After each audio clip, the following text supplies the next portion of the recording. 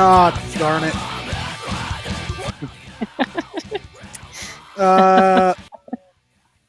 Yeah, hold on. Because my big fingers. Oh, Darn it, man. no. This is just getting worse because I can't move the button. Oh, no. This is enjoyable. Horrible. She was probably laughing. I can't At move least you this got thing. at least you got the I music can't off. move the ticker down to put him in. Uh-oh. Oh, my fingers are. I hate when that's not full screen. Oh wow, this is really good. We're gonna leave this all in the podcast, by the way. Eventually, we'll get to an intro. Oh, there's Schwim, but no Steven.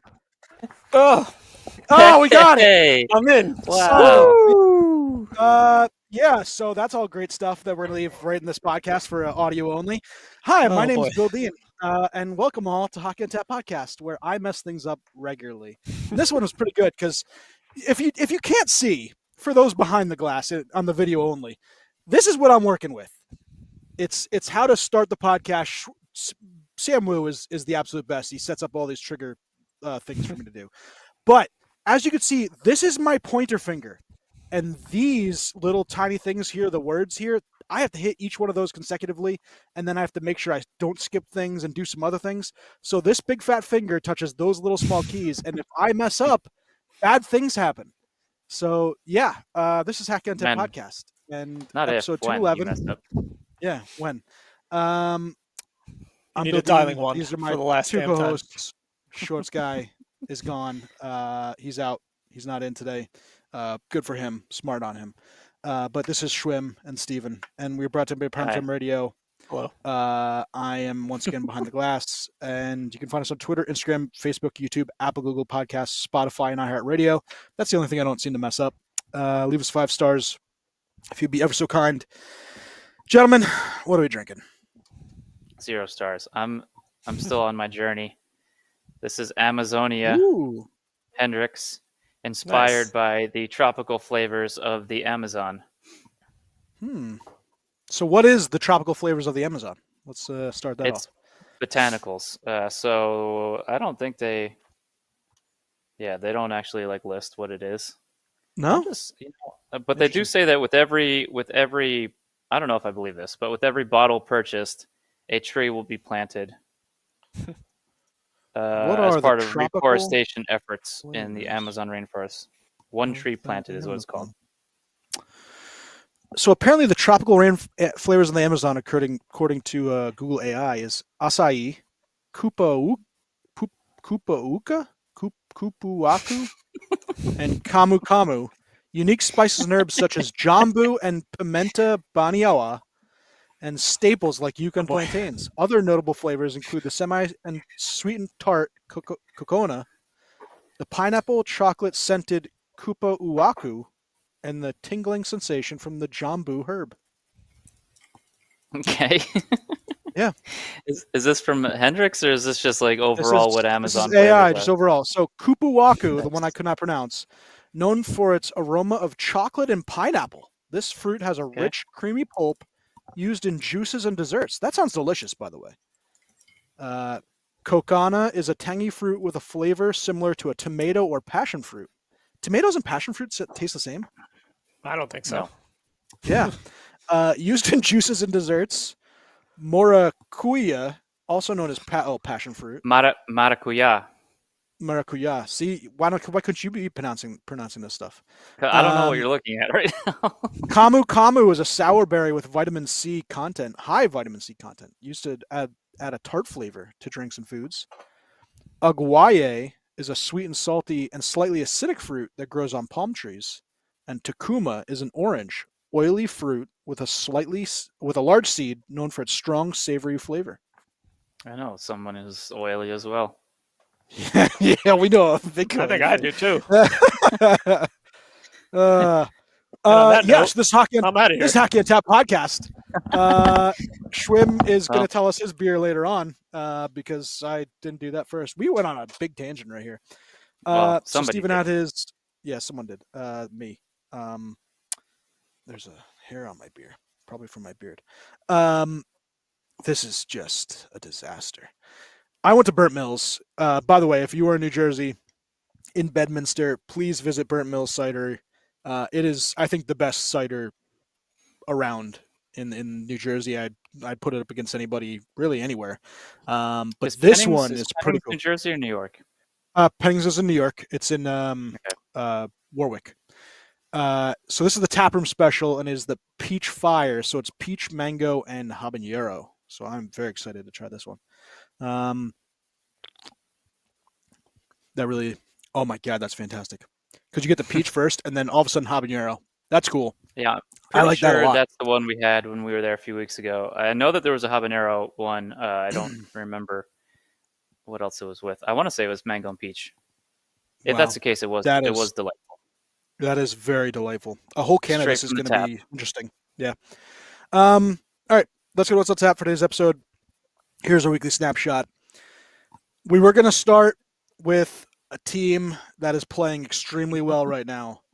And I was going to say some very nice things about this team in front of Shorts Guy because he doesn't believe me that I think that this team is really on the upswing. And I guess, to me, a contender. I've thought of them as a contender, I think, really since the beginning of the year. But Shorts Guy just didn't want to come on to have me finally, tell him. But it's the Utah Mammoth. They 8-2, 16 points, tied for first in the entire league. By the way, tied for first with the entire league. They have the most goals scored at 37. Their goal differential is plus 13, which is tied for first. Schwim, I just got into this real fast, but I was telling Steve and, what I was telling you guys on text that I was going to talk, very nicely about a team that I think is a contender, and it's the Utah Mammoth. But what is your beer, real fast, and then we can get into the Utah Mammoth and how awesome they're playing. Yeah. In honor of your stinky intro, I'm gonna drink a stank. I don't even know how old this Stella is. It's been in my fridge forever. Oh my God! Yep. It's gonna be so skunked. So this is my punishment for your stinky intro. For being stinky. Oh my God! It smells lovely. There's no botanical. There's no botanical or whatever the hell. And not infused with Amazonian Amazonian flavors. Yeah. Oh my Lord! This smells not good. This is the other flavors of the Amazon. This is the flavors no one wants you to smell. Oh yeah, these are the flavors nobody talks about. How did you end up with a Stella in your fridge? I think they were. Exactly. I think they were Cynthia's father's beers that he left here. Just that's what he drinks. He drinks that and. Doesn't your dad drink Stellas? No, my dad likes your dad was Peroni. Peroni. Okay. Well, that makes sense. Another, yeah. Go figure. That makes sense. Steven, why does that make sense? No reason. No reason. No particular reason. If you know Schwim and Schwim's dad, then yeah, it makes sense. Oh man. So yeah, about those Utah Mammoth, the team that I wanted to talk so highly about, Shorts Guy. Oh man! Obviously the title, Gimme 6 Schmaltzes. Nick Schmaltz leading the league in points right now. That's crazy. In this young NHL season. That would not be on my bingo card to start the year. Nope. Even 2 or 3 weeks in, that he is the lead guy. Obviously, he's tied right now with Jack Eichel for first, but 16 points. No, I think he's alone, isn't he? Jack Eichel, he's tied. Eichel is 16. Yeah. And my other title for this pod, which we went to with Schmaltz's first, but was Celebrating Celebrini, because Macklin Celebrini, 15 points, and tied. First star of the week. Sorry, he's in for third. First star of the week, correct. He single-handedly destroyed the New York Rangers. Second star of the week. Speaking of Mammoth, Utah Mammoth, second star of the week, Logan Cooley. Logan Cooley. Logan Cooley had 7 points in 2 games. Jesus. Yes. Who the hell is third star? Kid is awesome. Jack Hughes. Hughes had a very good week too. We'll talk about the Devils. Yeah. I'm obviously, goofing around here. No, you're not. Listen. Yeah, no, I am. Uh, I think U.S. and Canada, respectively, need to have both Celebrini and Logan Cooley on their Olympic roster, and they don't have to be a starter, but have no way them Celebrini's be. not going to be there. Not a chance. There shouldn't be. He wasn't Yeah. originally, right? No, But, well, no, and I mean, because oof. I think he kind of came on. He came on a little late last season, right? Because he got injured right in the beginning of the season or whatever. Yeah. Was he? He was. Yeah, he was a rookie. Was he a rookie last year? Yeah, he was. Yeah, Right. rookie last year. Yeah. Jeez, my years, and then the Bedard the year before. Calder. Yeah. No, sorry, yeah, he didn't win the Calder. It wasn't- was defenseman Hudson. Hudson, yeah, won it. Yeah, sorry. Yeah, 63 points in 70 games last year. That kid is disgusting. He's good. He's going to be legit. Yes. But the one that really I don't think many people talk about is Logan Cooley, who right now is, he's got 7 goals, 11 points in 10 games. That line of him, JJ Paterka, and Dylan Gunther is a wagon. They're a force. Awesome. I really like that team. I really like that team. I do too. I do. They have so many good it's hard really not to. Players. And they got but good, they're not like good young like Anaheim or San Jose. They have these good young players that are still like a couple years away. Utah's like good young players are like here and now. Like Gunther, they're not prospects anymore. Sergachev is still young, and he's I mean, number 1 D. Barrett Hayton.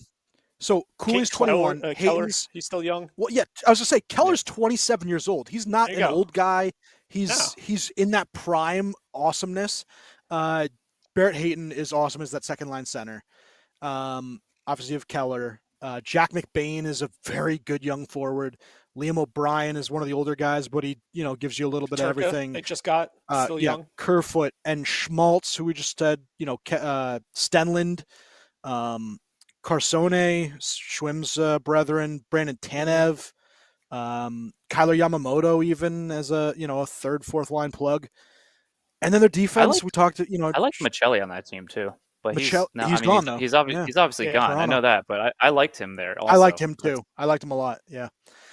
But Shroom talked about Sergachev, but Valimaki and Sean Dursey and how about who leads the league in wins right now? Also, don't forget that. Yeah, Karel Vejmelka. Karel Vejmelka. Yeah, we've said watch him as a sneaky Vezina candidate. He came out of nowhere last year, so now he's just like rolling from last year into this year. So he's a legit. He's like he's a number one workhorse. There's no you're playing him 60 plus games every year. Yeah. But they're obviously on a heater right now. We talked about it. They're in their last 10. They're 8-2 because they only have 10 games. But I think they're on a 4-game win streak or 5-game win streak. 5 games. Oh no, sorry, 7-game win streak. I was way off. But that is to be trumped by the New Jersey Devils. 8-1, 16 points also, 9 games played. Winners of 8 straight. We saw them play Edmonton last weekend, and they looked good. A little underwhelming. I thought Edmonton didn't play very well, but they did play. The Devils played very well. Edmonton. And I think Edmonton. I don't think they're very good. We'll see about that. I think they're frauds. Frauds. They're pretenders, not contenders. Frauds. Oh yeah, you had Vegas. Vegas as the representative for the Western Conference. The West is still a powerhouse right now. Now you add the Mammoth to this list of friggin' powerhouses over there. It's gonna be tough sledding for whoever the hell comes out of the West. And the East first round, I don't know. That first round is gonna be awful. There's gonna be so many good teams gone in that first round. Mm-hmm. Yeah. But back to the Devils. Hughes 8 goals. Bratt 11 points. Heischer's played really well, 9 points in 9 games. Even Mercer, who's someone that Devils fans were a little bit down on last year, he's got 8 points. The horrible contract that is Timo Meier, he's having a decent start. Connor Brown had the goal. Shorthanded, he's been extremely good. Luke Hughes running the power play. The points aren't there, but he still looked pretty decent. This team right, is offensively, I think they're very gifted. Defensively, in a defensive showdown, do they have the chops to do it? I think that's a little bit to be seen. To me, for the Devils, I can't get excited about their goaltending situation. I still don't think it's okay. I mean, you guys tell me if you think I'm wrong, between Jake Allen and... I think it's probably better than okay, but it's not elite. Okay, and Markstrom.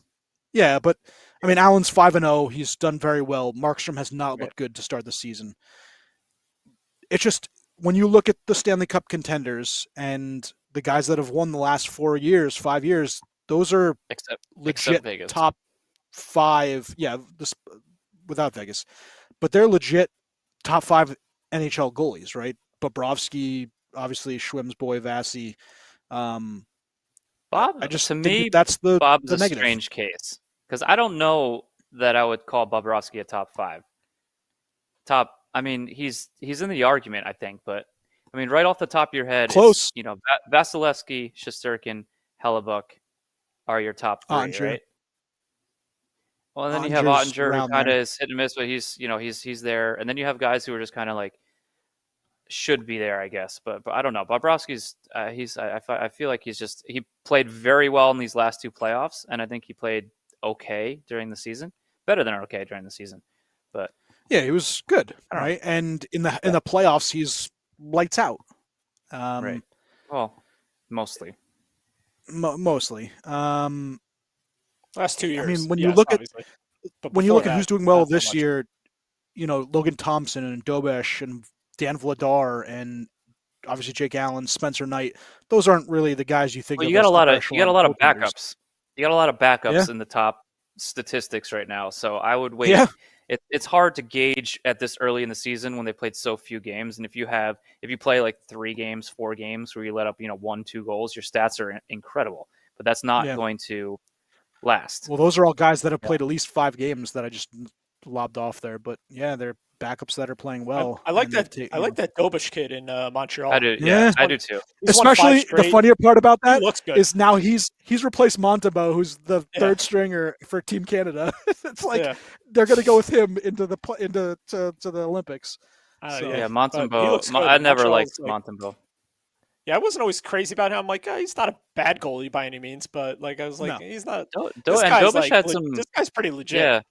He didn't hit his first couple games or so in the last season. Wasn't he like won his first handful or something crazy, right? Wasn't he like super, super hot coming into the league last year? He came in, I forget, when did he wasn't there, like he came in like midway or something, didn't he? He wasn't there from like mid-ish, yeah, probably. Right in the beginning, he like because of injuries or something like that, he came in and then like February looked awesome when he first came in. But like this year, he's won 5 straight. He looks really good. So right now it's his crease. He's not coming out. There's no way. He's playing. No. That team is playing good, and he's playing really good. They're a wagon. So another good, like a bunch of good young players that are starting to like, show their stuff. Yeah, Demidov is finally coming around. Yeah, Demidov is a very good young player. One of the good young players that's done absolutely horrible is Matvei Michkov. I don't know what is happening. Is he going to leave Philly because there's like stifling him? Yeah, there's a lot of everybody is talking about Tocchet is basically John Tortorella Jr. over there. Yeah, and gonna run out the young players. I don't know. I always liked Tocchet, and I always knew he was like a player's coach.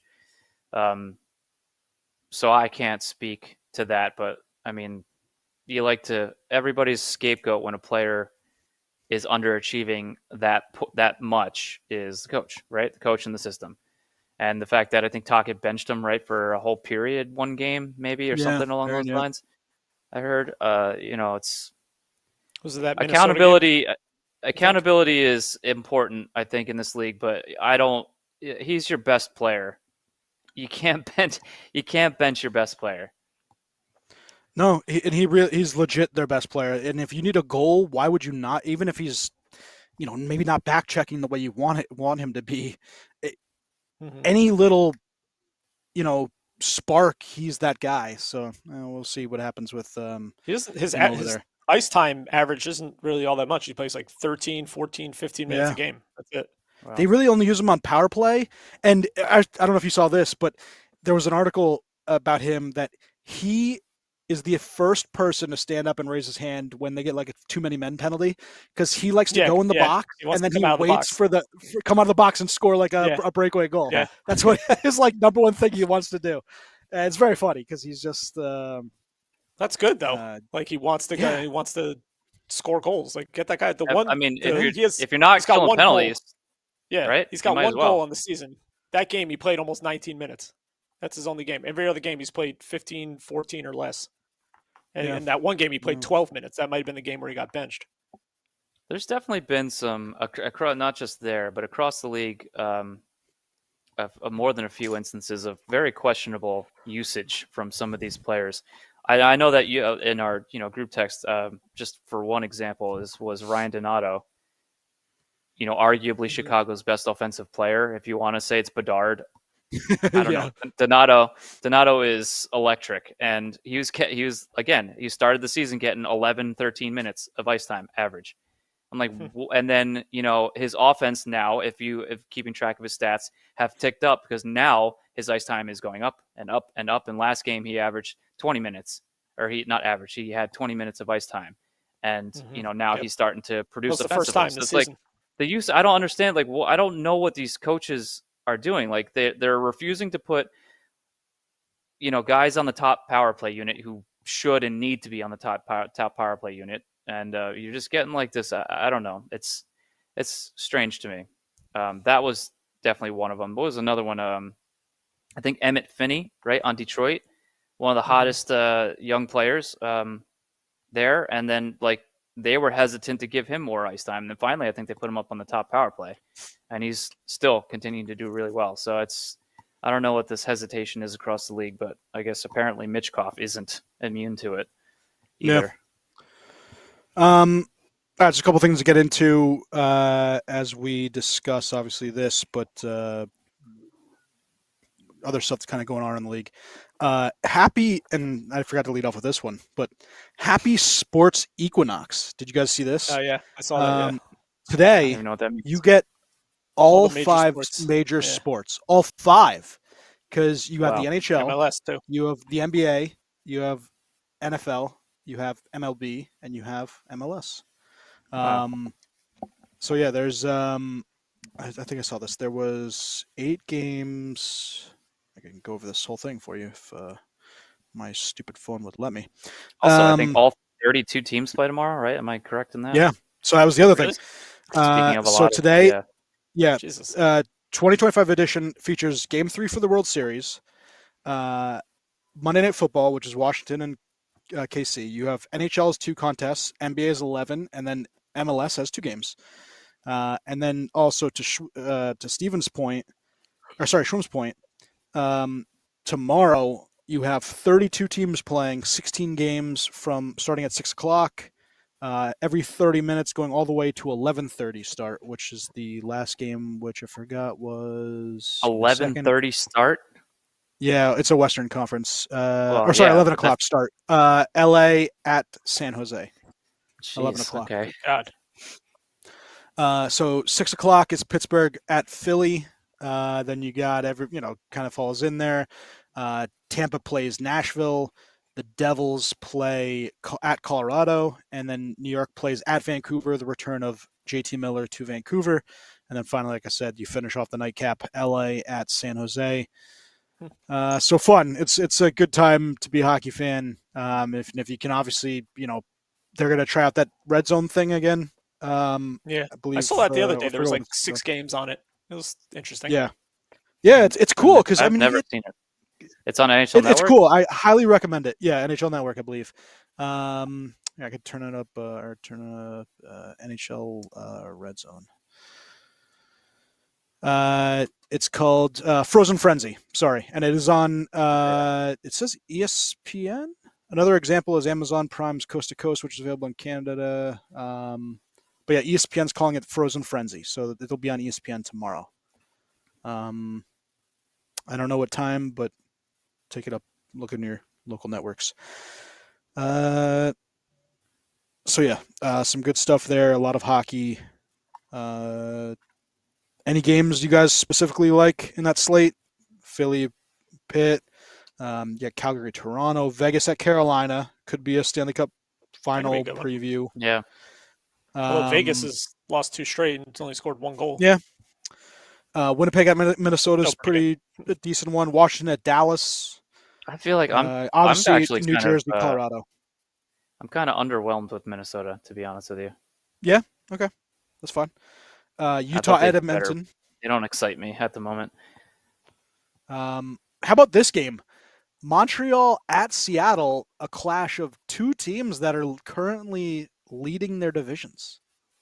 Oh, Seattle is 1 point back. They were in second. They're in second now, but they at one time were leading the Pacific, and Montreal is currently leading the Atlantic. Also not on my card for starting the season. All right, what else did I have? Some good stuff. We talked about the Devils, the Mammoth, Eichel, possibly in the lead for the scoring title. Schwim, and this is for me and you. And I know you got a win yesterday. You didn't totally shit the bed like my New York Rangers. But are we cooked already? Are both our teams Tampa cooked? Or both of our Tampa teams? And New York. Yeah. I was saying like yesterday or this weekend they had back-to-backs. They had a Saturday Sunday game, and I was saying my hand was on the panic button, not pressing it, but it was on the panic button. If they did like horrible this weekend, they won both games this weekend, so I took my hand off the panic. It's still on the table next to the panic button, but it's not on it anymore because they played really well, especially against Vegas yesterday. They dominated Vegas. And unfortunately, for whatever reason, this friggin' goalie that's never played an NHL game in his life was outstanding for Vegas. Schmid? Yeah. Lindbaum or something. I forget his name. It was his first game ever. Yeah. And he was phenomenal. And Tampa was dominating. They were out shooting them like 24-8 through 2 periods or something like that. They completely shut down. They shut down Marner and Eichel pretty much the entire game. And luckily, they were able to win in overtime, which is something they normally do not do. But they played very well in that Vegas game. So I hope they can catapult that win into, some more wins. They got Nashville coming up. They can hopefully win that game. But then they have a pretty tough road. They're playing Colorado, the Mammoth, and somebody else out west. I forget who. That's really good. For the 22-year-old road trip. Swedish rookie, Carl Lindblom. Yeah, his parents were at the game, and his mom was like a resident in Tampa or something when she or an exchange student or something in Tampa when she went to college. So she lived in Tampa for a bunch of years, and now his first game ever they came back. He played amazing. I think both of you have the benefit. Well, obviously me as well, but I think as far as hitting the panic button, all 3 of us we're in the Eastern Conference, and I think the Eastern Conference is such a crapshoot right now that I can see any team going on a run of wins and any team going on a run of losses. And they're right back in it. Yeah. Okay. Nobody's running away. That's why Tampa's still for as badly as they've been playing to start this season. They also another note, the beginning of their start, the start that they had was the worst start they've ever had in franchise history. That's crazy to me. Yeah. What happened, Steven? I got a case of the Achari let up a goal. That was hilarious. No, the shot that Achari just had. Oh. Nice. I can't describe. You have to see it. It's just he got a pass in the high slot, and he just corralled it. Not a one-timer, but corralled it and just wristed it all in one motion. But as he was doing that, the puck came up on end. So he basically just threw it at the friggin' St. Louis Blues player and hit him right in the chest, and he was about 3 feet to the left of the friggin' post. It looked ridiculous. It was funny. All right, so we'll do in the holiday season. That is obviously this Friday, Halloween. A little trick or treat. So I'm going to give you something, and you guys will tell me if it's a trick or a treat. And we'll start with Steven's Pittsburgh Penguins. Is it trick or treat? Meaning, is it, for the layman, Is it something we can see continuing to go the way it is, or is it a joke? So it's subjective. I want to hear what you. So Pittsburgh. Okay, trick fine. or treat. Yeah, okay, let's go. Oh, just the Penguins in general? Yeah, Penguins in general. Oh, I thought you were gonna give me like a player or something. No, I I'm going to do don't. different things. I'm going to do different things. I think it's. So I don't want to say one or the other because I think it's somewhere in between. I don't. I think it's way too early in the season to get excited about their record right now. Yeah. Because if you're watching the games, which I'm sure most, unless you're a Penguins fan, you're not watching most of these games from start to finish. But there, a lot of them, even a lot of the wins, have been very flawed. I think the best game that they played was the Rangers on the opening night. Opening night, yeah. I do think that they could have and probably should have beaten the Ducks, so they actually could have a better record than what they have right now if they. Yeah. But like against Columbus, not impressed. Although they got a point out of it, came back, scored 2 late goals, got a point out of it. I think Jari looks good. I can't criticize anything at the moment. World come to? Yeah, I know. I know. I don't know. I think here's the good thing. Here's where I want to be positive about this because I don't know if they're going to. So statistically, I think percentage-wise, with teams who start the season with the record that they had, I think it goes back prior to their overtime loss to or shootout loss to Columbus the other day. They like teams that start whatever the hell the record was. Make the playoffs like over 90% of the time. But that being said, just like going back to what I said about the Eastern Conference, I can see a lot of teams going on winning streaks and a lot of teams going on losing streaks. So I don't know whether or not they're gonna make the playoffs. I don't know, but I do like 3 things, and it's 3 separate players. I like Anthony Mantha's start, I like Tristan Jarry's start, and I like Erik Karlsson's start, and all 3 of those guys have potential to be traded. So if things, go off the rails a little bit and these guys continue to have, good seasons, I think they can get some quality payment for all those guys. And I actually think if Jarry does keep playing this well, you might have some fans saying, argue about, well, now he's playing well, so we have our number 1 guy, so let's use him. But Sergei Murashov, and I bring him up at pretty much every podcast, is just, and again, it's early in the AHL as well, is just absolutely dominating down there. I think he's 5-0. I think he has a tick over 1 goals against. He has a shutout and 940 something ridiculous. So his stats are incredible, and that's your future. He should be your future. And you still have the Yoel Blomqvist, who's hurt, so he's still there. So I do think that if he does have a quality season, I do think that there's probably somebody who's going to be looking for a goalie. And if Jari's doing this well, I actually think, so they waived him, no one picks him up. They waive him again, no one picks him up. And if he can turn this around and be actually worth something in the trade market, that'd be incredible. And it's not like Dubas hasn't tried to trade him, but. So to answer your question, trick or treat, I have absolutely no idea because they're playing pretty well, but they are flawed, and their defense is not good. So I don't know how. I think Dan Muse's system is working overly pretty well, but the way that they've been winning, the way that they've been winning is not sustainable because they've been consistently outshot, outchanced,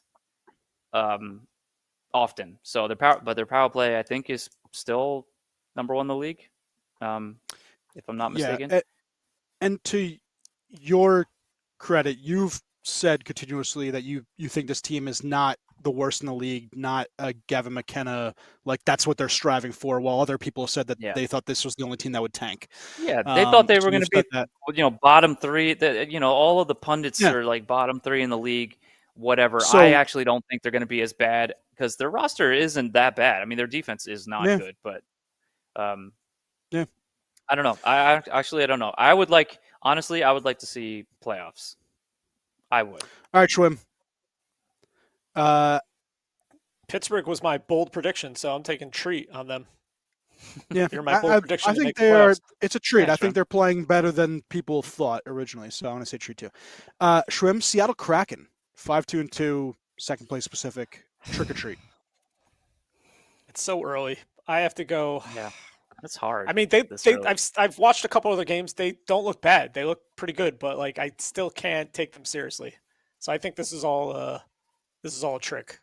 I think they're going to come back down to earth and kind of look like what they did last year. They're playing if they can keep playing like this, but I don't know. I don't see them. I think they're going to be one of those teams that kind of all right, they come back down to earth and maybe play 500 hockey or below that. I can't see them sustaining this all season long, especially out west. I can see them in that division. And I can see them competing for like a wild card, right? Like a wild card, maybe. Yeah, maybe competing for it. Yeah, but I don't think I can't see them being second or vying for first in the division. There's no way. Yeah, yeah. We obviously it's possible, but I'm gonna say trick. Yeah, Nick Schmaltz is not going to lead the league in scoring, but here's a name that's in the top 10 that I want to get your opinion on. Dylan Larkin, Trick or Treat, 13 points, 9 games, obviously a resurgent Detroit Red Wings team. Trick or treat. As far as going to lead the league in points? Him or the team? No, not lead the league, but do you see this kind of offensive output where he's over a point a game player? He's doing everything. I don't agree with that. So so that's a trick over for you. Over a point a game player, yeah. But I think that's what he is right now. He's a great player. I think he's going to do well. I don't think he's a point a game guy. He's not. I can't envision him finishing top 10 in scoring. Is what I'll say. Okay. Trick or treat, Braden Point, minus 10 in the year. Sorry, him. I love terrible plus minus. It's my favorite. It is great. It really is so much fun. Alexi Lafreniere also minus 10. Uyghur minus 10. Braden Shen minus 10. The leader in the clubhouse, Jared Spurgeon minus 11. Yeah, pretty good. All right, that's pretty much. Let's go one goaltender. Let's go trick or treat. Like another. What again? Another ice. That's the benefit of being right next to the fridge. Vejmelka leading the league in wins. Trick or treat. Oh boy, that's a trick. That's a trick. He won't lead the league. He won't lead the league in wins now. And I love him to death, but he won't. I would doubt it too. Okay.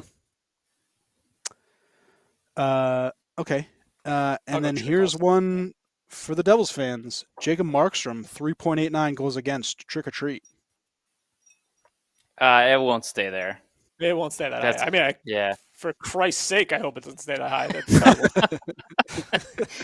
That's yeah, it won't stay that high. But I mean, he's not going to win it. He's not going to get. I don't know that he's going to get Vezina votes, but he's not going to have it. He's hurt right now, right? Right. Yeah. Yeah. Okay. I didn't know if he was hurt or they were just rolling Jake Allen or something because he's been playing well. I don't know. Couple congrats. Alex Ovechkin, 1500th game. That's pretty crazy. Guy's just a moose. You know what I can't stand though. Speaking of Ovechkin, real quick, like I don't know if you guys are still getting these like his dad bod. No, like I'm no slight to Ovechkin what he's achieved, but now I'm getting like all of these alerts because it was always last season. It was like the chase to beat Gretzky, right? And you're just like, watch this game to see if he beats Gretzky tonight, and you just like got this. Can Ovechkin do this? Blah blah blah. And now I'm like every time he plays, 900th goal. Yeah, it's not even 900th goal. It's like can Ovechkin beat Ovechkin in goals? And it's just like every time, it's like, is he going to score another goal? And just like come on already, like just that's a little ridiculous. That's not why we're going to be tuning in for watching. He's got a whole season. Yeah. No, that's a little annoying. Yeah, I agree with that one. So obviously 1,500 games for Ovechkin, 1,000 games for Nazem Kadri, which I didn't realize he's been that long, but he has. Weird, it's right? been a long time. 1,000 points for Nikita Kucherov. surefire Hall of Famer. He is electric. He was the 4th fastest non-North American player to reach 1,000 points. Right behind Yager. Jags. And Kevin Ball had his 0th goal against the Rangers. So that was really cool. Nice. Hey, you know who leads the league in assists? By the way. No. Who? Evgeny Malkin. That's a trick or treat. Oh, that's right, 11. Right there. Yeah, I mean he is a scorer. I don't think he'll be leading the league in assists, but yeah. 39 years old, the only person to have whatever his points. I just saw the infographic. The only player to have more points at this point in the season at his age is Gordie Howe. Really? Wow. Yep. That's pretty good. Another assist tonight, by the way. Unfortunately, his line mate Rickard Rakell will be out for looks like 2 months. That's Crosby's. With a broken hand. That's Crosby's line mate. Rakell wasn't playing with. No. So was it Rakell, Rust, and Crosby? Yeah, and Brazo, Mantha, and Malkin. Oh, Mantha. That's a big line. Jeez. That's a big line, yeah. I like Brazo. I got him in on my fantasy team, looking pretty good right now. Yeah, he got another assist tonight. Yeah, good. The line's rolling. Damn it. Yeah. What happened, Schwinn? You're right over there. I'm okay. Oh man, what a schwim.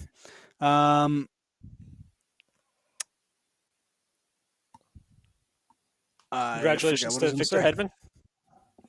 No, I have oh yeah, what did happen to Hedman? He had his 800th point in the same night. Kucherov got his 1,000th, so like pretty nice. Well, it wasn't on was it on the same? Was it on the same goal? No, it was on a different one. Oh, that'd be pretty cool. Yeah. Yeah. I have a question when for Kucherov you. scored, everyone came out on the ice to congratulate him. That was pretty cool to see. The whole bench. I have a trivia question for you guys. Shoot. And the fact that I'm saying it should give away who it might be. Not who it might be, but what organization it is. I'll just go ahead and say it's Wilkes-Barre. What player is currently leading the AHL in points? You each get one quick pick. Don't think too hard because you're not going to get it. What player leads the league in AHL? Unless you're cheating, yeah. No, I'm not cheating. Who leads the AHL in points right now? Well, overall team or the actual player? What player leads the league, the AHL in points right now? Daniel Sprong. Is he in the AHL? But no. I have no idea. All right, I'll tell you. Boko. Zach Jones. I don't know. Ooh, I wish it was Boko. Danton Heinen. Oh, wow. Dan Heinen. He's allowed to play in the AHL? Crazy? Isn't that crazy? Yeah. I mean, AHL teams have vet limits on their... it's 5. Yeah, I think it's 5 players. Can only play, if you've played more than, 300-plus games professionally, there's, a limit. It's pretty... I like it. You're making it more developmental. Yeah. Yes, which, I agree with, too. And the one thing Pittsburgh has gotten themselves in trouble with as far as the minors go is they have entirely too many vets down there. So they have to scratch 2 vets every game.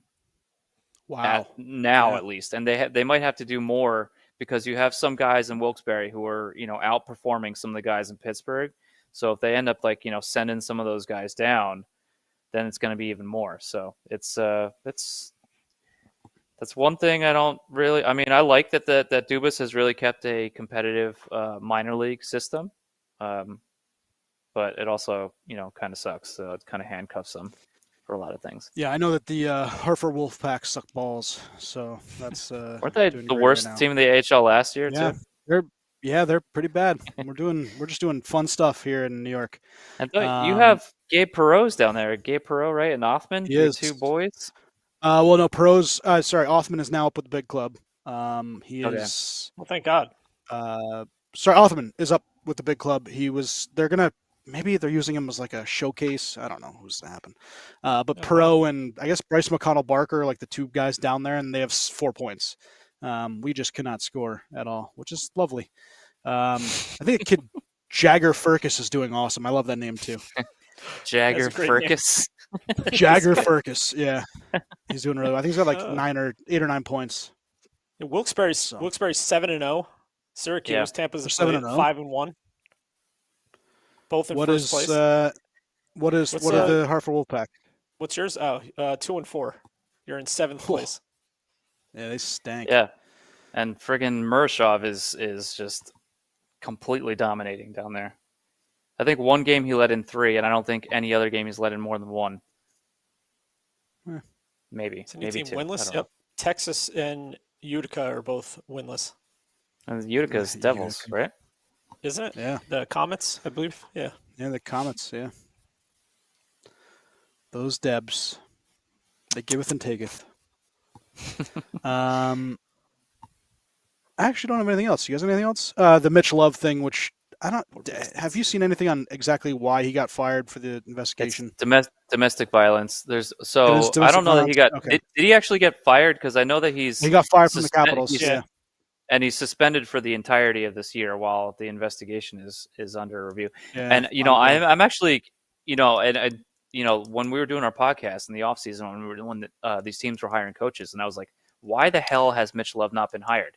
I know, I told you guys, like he was, teams. Yes, and he was my number one. Like I wanted him. Yeah, your favorite, right? Yeah. You know, obviously now, my opinion has changed completely.